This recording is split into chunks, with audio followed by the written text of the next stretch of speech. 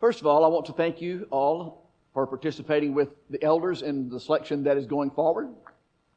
As you are aware, this is the last day that we have given to submit names of men you would have us to consider going forward to serve this congregation in the capacity as elders, shepherds, or bishops.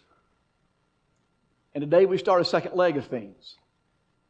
And so in a few weeks, you'll be asked to also look out among you and select those who might be ones who fit the descriptions of someone that would be a deacon. And so this morning I want to begin the journey of working through this material. It is not the marathon that the material with the elders were. There'll be 3 lessons in this particular consideration. And then at the end of that, we'll lay out before you the groundwork that we'll go forward with as we move forward in further developing the organization of this congregation. And so this morning, I want to speak to you relative to the idea of deacons. When we think of this term deacon, when you hear the word deacon, what pops into your mind? Is it some sort of official? Maybe like a board of deacons in some denomination? Bosses? What pops into your mind when you hear the word deacon? What we're going to see is this word has a completely different understanding than what the religious world at large has and what many of brethren often think about this. The first interesting thing about this word is it's used over 100 times in the New Testament.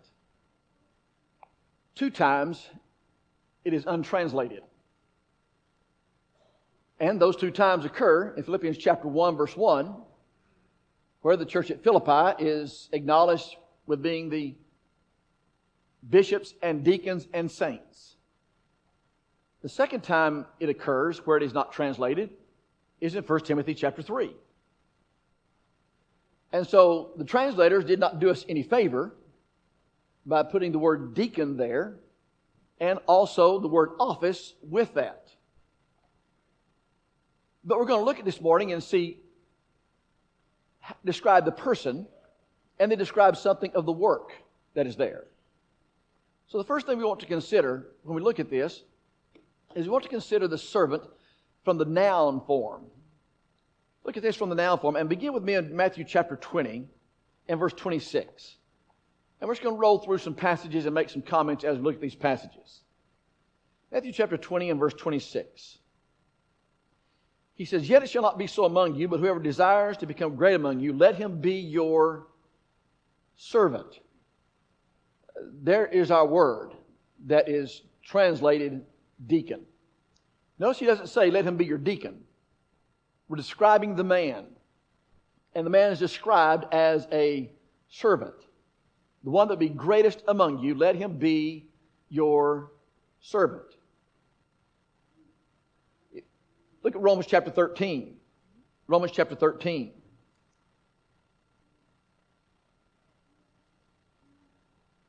And look at verse 4. Romans chapter 13 and verse 4.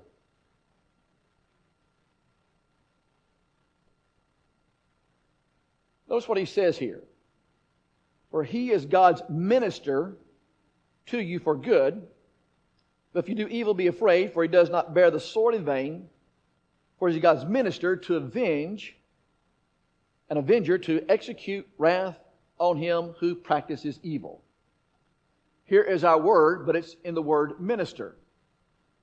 Minister is someone who serves. And so here he talks about an official that has been delegated the authority to enforce law. And he is called a minister, a servant. But also notice something else here. The something else here is to notice that he is assigned a specific task. He is not a minister in general. He is someone who is assigned a specific task that is given. And so look at 1 Corinthians chapter 3. 1 Corinthians chapter 3. And look at verse 5. 1 Corinthians chapter 3 and verse 5.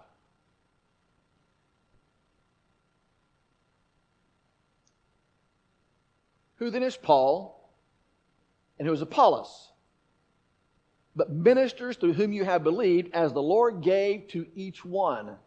Again, we have our word here, minister. That's our word we're talking about. That is come from the translation of deacon. So who's he talking about? Is he talking about Paul and Apollos preachers? No, in these first 4 chapters, he's using himself and Apollos and Cephas to spare the ones in Corinth who people are having a case of preacheritis over. He's not saying here are these 2 noteworthy preachers, but what he's saying here is as ambassadors, not as preachers, but as ambassadors. Ambassadors of Christ, what do? They are servants. They are ministers. Then look at what you have in 2 Corinthians chapter 11. 2 Corinthians chapter 11. And look at verses 11 through 15. 2 Corinthians chapter 11, verses 11 through 15. Why? Because I do not love you, God knows. But what I do, I will continue to do, that I may cut off the opportunity from those who desire an opportunity to be regarded just as we are in the things of which they boast. For such are false apostles, deceitful workers, transforming themselves into apostles of Christ. And no wonder, for Satan himself transforms himself into an angel of light. Therefore it's no great thing if his ministers also transform themselves into ministers of righteousness, whose end will be according to their works. Now here you have evil spirits.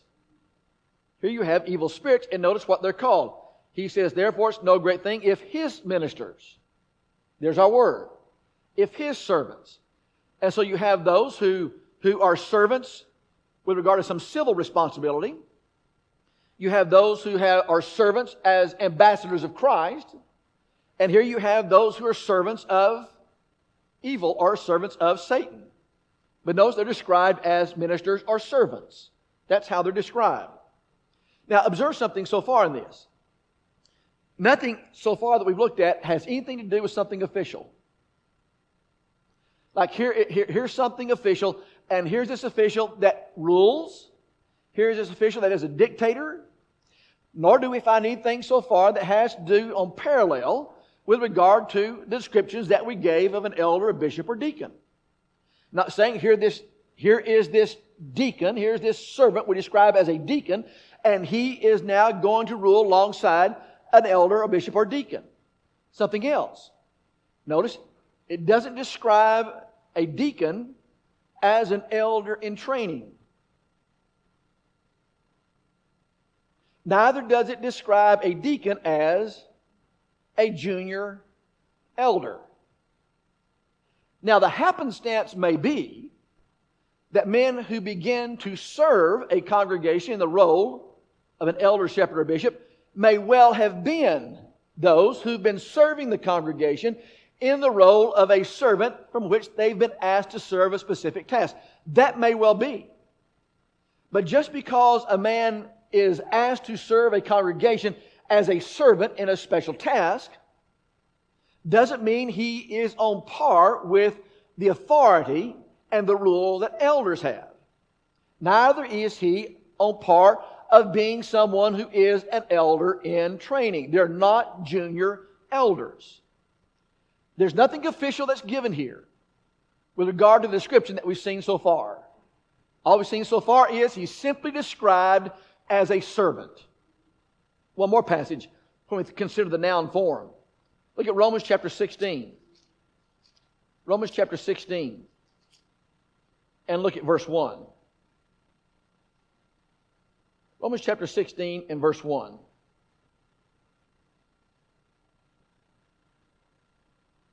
I commend you to Phoebe, our sister, who is a servant of the church in Cenchrea. That word servant there is the word that's not translated deacon in Philippians chapter 1 and 1 Timothy 3, the very word we've been looking at. Notice it doesn't say that she's a dictator. It doesn't say she rules. It said here she is a servant of the church. So you have a servant in civil authorities. You have a servant of Satan. You have a servant with regard to the preaching of the gospel or as an ambassador. But here you find Phoebe was a servant of the church. Someone says, well, we need to find a role for a woman to occupy the office of a deacon. No. What we need to find is a work for workers to do. And we find a work for workers to do, then we have found a servant. And Phoebe was simply a servant of the church. Now put a peg there. We're going to talk about women deacon or no women deacons when we get to the description in 1 Timothy chapter 3. We'll come back and deal with that later. But all I want you to see right here is she doesn't occupy some official capacity. She's not on par with running things. She's not functioning as an elder. She's not running or functioning with the elders. She's simply occupied or described as someone who is a servant of the church. There ought to be a place for anybody and everybody who wants to be a servant of the church. And so when we begin to describe this, what we also describe as they're looked at in the New Testament is they're described as a labor of love. Now, a couple of little tidbit things along the way. When the Greeks looked at someone who was described a servant, they described those who were shopkeepers, bakers, things like that, as being on a lower rung of things. A little more elevated would have been physicians or teachers. But still, they were viewed as someone who was less. Among the Jews, they did not have that kind of stereotype, although among the Jews, it was still someone that was lower. Someone that was a servant was someone that was lower than someone that had an elevated position, though among the Jews, a servant was still elevated, not as low as the Greeks. The Greeks looked at it from the standpoint of someone who had demonstrated loyalty and therefore was worthy of respect. The Jews looked at it as someone who was a servant, but just not as high as those who were elevated. So in either case, the servant was looked at, as servants were looked at, as someone that was lower, not someone that was elevated. And so you think about those considerations as we look at the man, how he's described. He's described as a servant. But now let's look, second of all, let's look at the verb form, because this describes what the man is doing. The man is described as a servant, but now it describes what he's doing.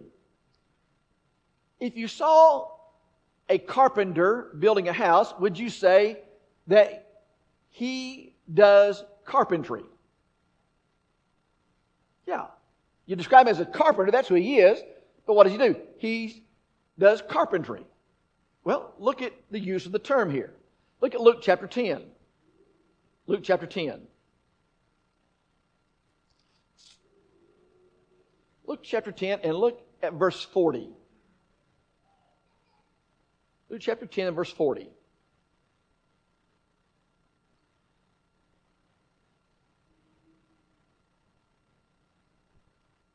But Martha was distracted with much serving.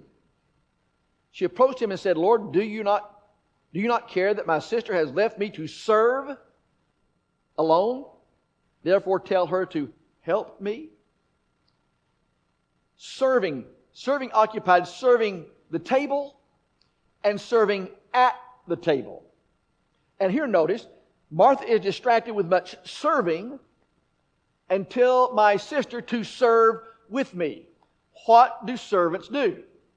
They serve. Servants serve. And here is our word. Martha is described as someone who is serving. Look at Luke chapter 12. Luke chapter 12. And look at verses 35 through 37. Luke chapter 12, 35 through 37.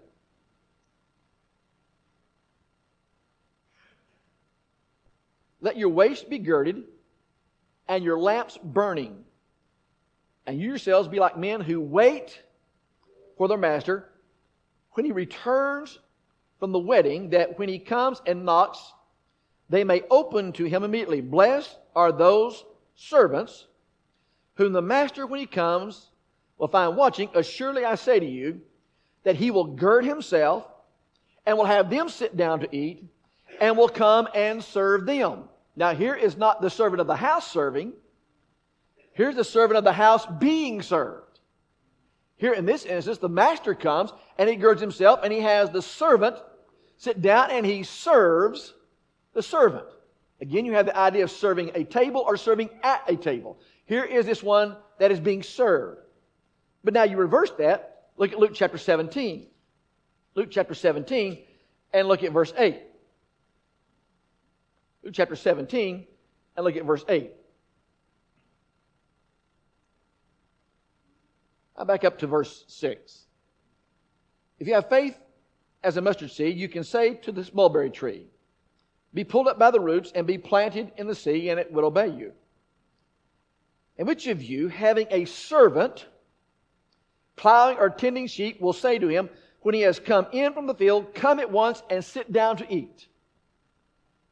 But will he not rather say to him, prepare something for my supper, gird yourself and serve me till I have eaten and drunk, and afterward you will eat and drink?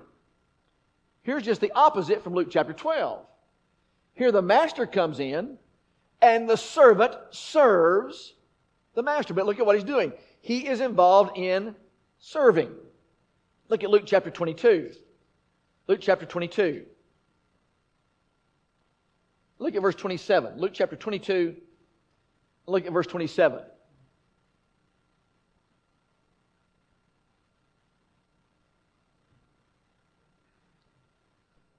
For who is greater, he who sits at the table or he who serves? Is it not he who sits at the table? Yet I am among you as one who serves. Here you have the greater that's considered. Who's the greater? He said, I sit at the table who's someone who serves. A servant serves. But now look at Acts chapter 6. Acts chapter 6. While the word deacon or servant is not applied in Acts chapter 6 to this circumstance, that is certainly what we're going to see them doing. In Acts chapter 6, you see a problem that has developed. Among those who have some need, the Jewish widows are obviously being taken care of. But in verse 1 it says, in those days when the number of disciples was multiplying, there arose a complaint against the Hebrew by the Hellenists because their widows were neglected in the daily distribution. So here you have those among the Hellenists, those who were not pure Jews. They had some kind of breeding of Jews in them, some Jewish line, but they were not pure Jews. So here you had the Jewish women that are being served, but those who were not pure Jewish women, they're not being served. Now make another observation here. By the time you come to Acts chapter 6, the church has grown in Jerusalem to well over 5,000 people, if we are able to calculate the numbers from Acts chapter 2 and Acts chapter 4 correctly. Would it not be possible in a group of 5,000 people for someone to possibly be overlooked? And that's what's taken place. And so the apostles see that, and the 12 summoned the multitude of the disciples and said, is it not desirable that we should leave the word of God and serve tables? Pause. If there's 5,000 people there, it says they summoned the multitude of the disciples. Did they summon the 5,000 multitude? Or did they summon those who were representative of the 5,000 among them to consider this? And what they asked them to do. It says, it's not desirable for us to serve table. Therefore, seek out from among you 7 men of good reputation, full of the Holy Spirit and wisdom, whom we may appoint over this business. Now you have 2 kinds of servants here. You have those that are servants of the word.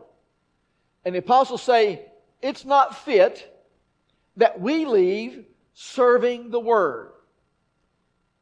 Therefore, you need to ask someone among you, you need to appoint someone among you to serve tables. The apostles are serving, but they're serving the word. And now there needs to be some who will serve these who are being overlooked. But notice again, there's a specific task assigned to it. He says again that we may appoint over this business. Over what business? Over the business of serving the tables to provide for these Hellenist widows.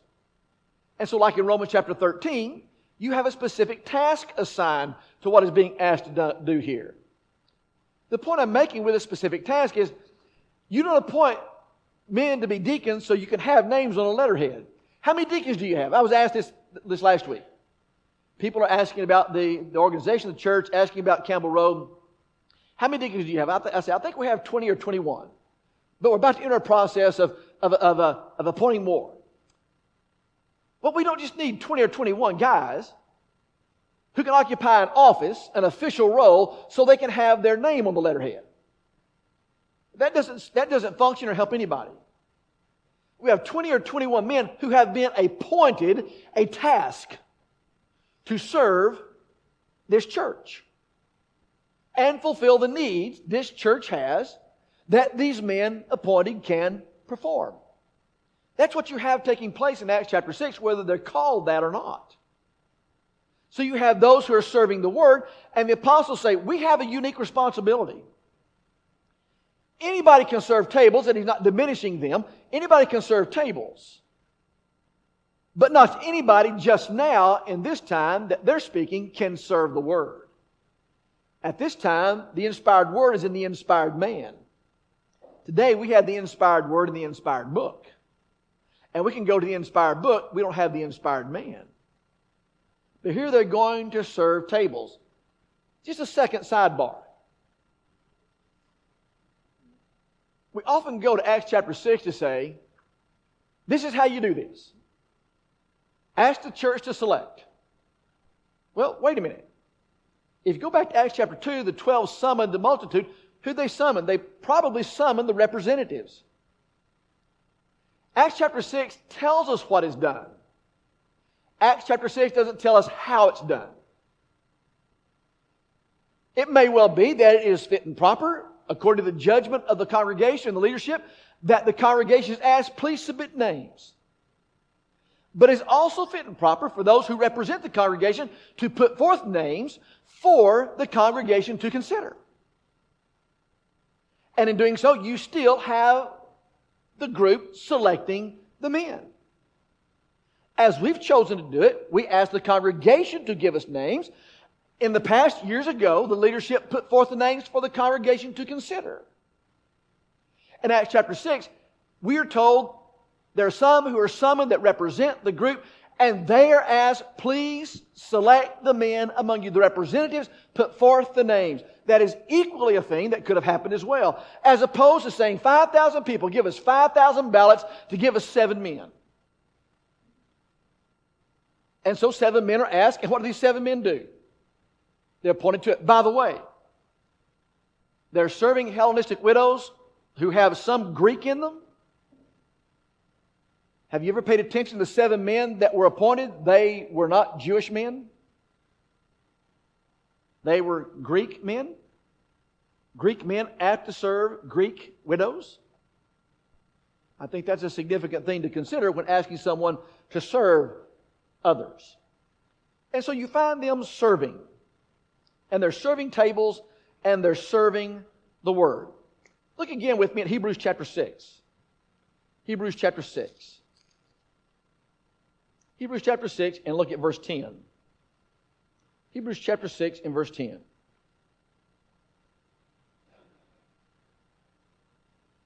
For God is not unjust to forget your work and labor of love, which you have shown toward His name, in that you have ministered to the saints and do minister. Here is this work that's called a labor of love. And God sees that when you serve His name and you serve His people. Look at 1 Peter chapter 1. 1 Peter chapter 1. 1 Peter chapter 1 and verse 12. 1 Peter chapter 1 and verse 12.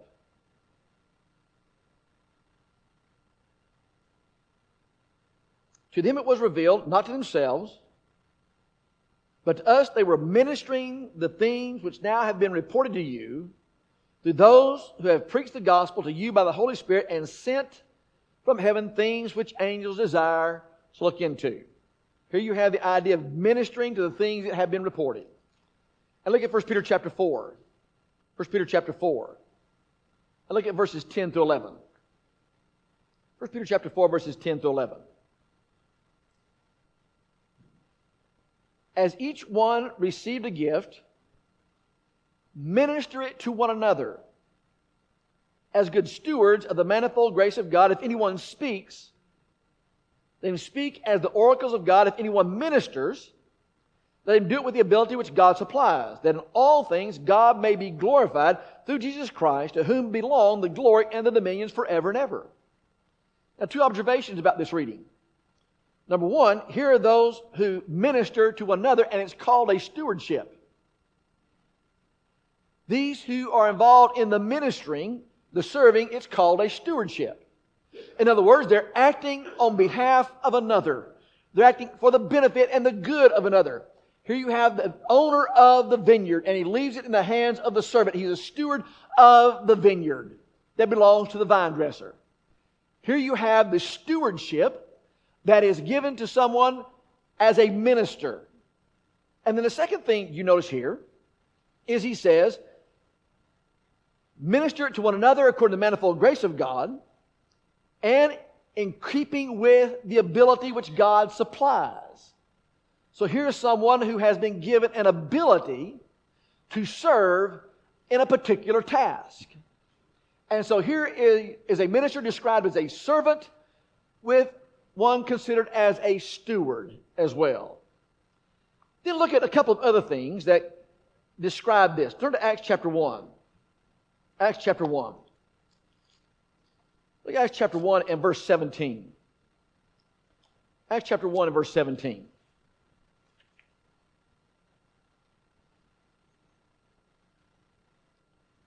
Speaking of Judas and the loss of Judas, it says, verse 16, men and brethren, the scripture had to be fulfilled, which the Holy Spirit spoke before by the mouth of David concerning Judas, who became a guide to those who arrested Jesus. For he was numbered with us and obtained a part of the ministry. And if you go on down, he says in verse 24, it's written in the book of Psalms, let his dwelling place be desolate, and no one live in it, that another may take his office, his bishopric, his ability to oversee, as we looked at it when we looked at bishops. But notice, Judas has a part in this ministry. Here he is called a minister, a servant, had a part in serving as an apostle. And look at 1 Corinthians chapter 6. Chapter 16. 1 Corinthians chapter 16. And look at verse 15. 1 Corinthians chapter 16 and verse 15.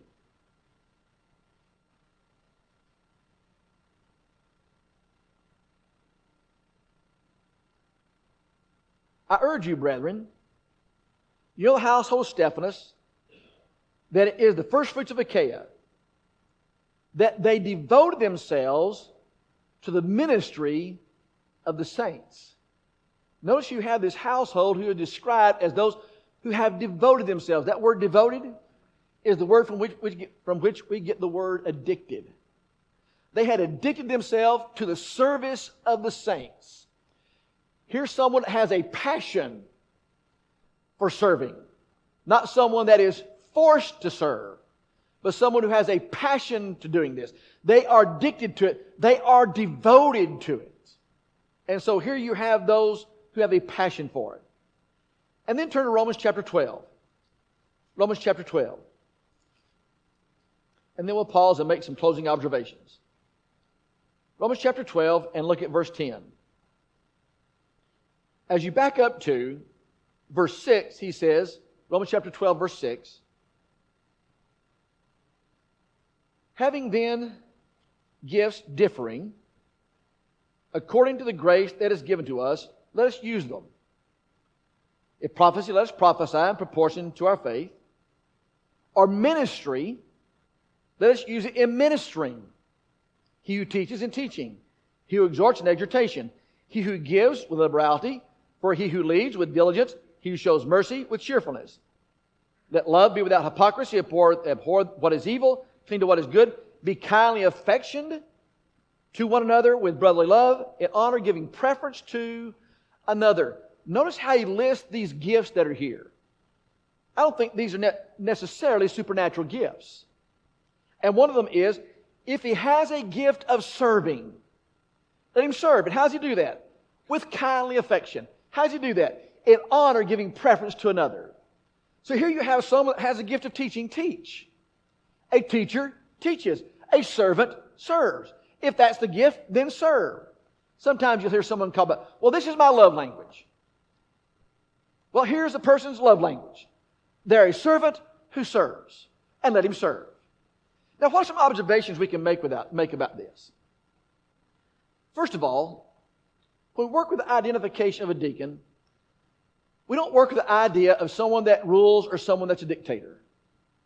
And it's not some official office. There's no indication of an office here. It's described like the work of an elder, a bishop, or a shepherd as a work. There's no idea associated with any kind of official place.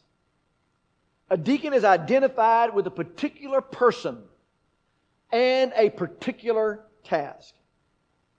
Always a servant serving to do a particular task. You don't find deacons in general. You don't find servants in general. Why do we want people who were workers to appoint without appointing with a view to a particular task? Well, we just need some deacons. The church has got to have deacons. No. It's not just the church has to have deacons. What's the particular task? And who's the particular person that can exercise that particular task? Another thing. Why continue the appointed task if the task has been fulfilled? What happened in Acts chapter 6 after the Hellenist widows had been fulfilled? What were they appointed to? These specific men were asked to perform a particular task. Did they just then take on the role of an official deacon and now they don't have a task? Would it not also be that the length of time served is commensurate with the task and the length of the task to serve? If all the widows in Jerusalem had their need met, would there then be a need for these 7 men? And when business is over, what do you do with them? Well, they're still going to be servants, but they're not asked to serve in a particular task. Now, what that all goes to say is this. This local church has particular tasks that need to be done. And they're ongoing. They never seem to end. In fact, there seems to be more coming all the time. And so there are men who are needed all the time. There's never a task that runs out here. Like maybe Acts chapter 6. And so there's always going to be a need to have men asked to do a particular task, but they're asked to do that task to serve in that task. So when we come to you and ask you to appoint men to serve, to select men to be appointed to serve this congregation as servants to a task, then you need to know the task. So you can find the man that suits the task. We're not just coming to you because we say, okay, we got 21, we need 25. Can you give us 4 more?